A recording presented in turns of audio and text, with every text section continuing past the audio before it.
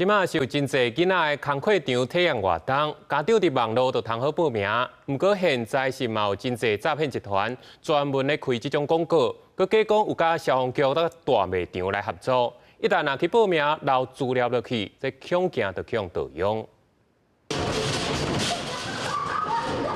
附伫地动教室内体验地动大来飞了，互囡仔行甲叽叽叫。这是台北消防局的防灾科学教育馆体验活动，建议未少家长带囡仔去体验，也学习防灾知识。不过最近有未少家长发现，里面册也是 IG 店看到假做体验活动的广告，点开连接了后，各位者来骗购资。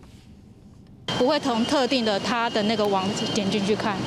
对，会再确认一下，不然最近诈骗真的蛮多的。就是现在太多 LINE 的那个诈骗了啦，所以在填的时候就会大概知道有异状。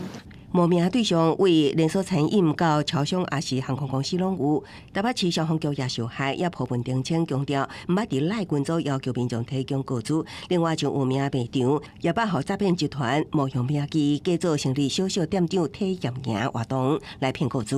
我们都只会留比较简单的资讯、姓名、电话，可以让我们查询到是否是会员，不太需要说额外的，会再去做一些比较细部的一些资料索取。如果你照着这流程输入验证码，你那 ID 就会被骗走啊，或是他骗客时都会把你拉进假投资群组，或是什么好康美女群组啊，里面的人很多都是诈骗集团埋伏的暗桩。 治安专家表示，像体验营等诈骗广告，定要求家长先私信，为的就是处理联系方式了后，诈骗更较大的金额，尤其是赖群组对诈难度高。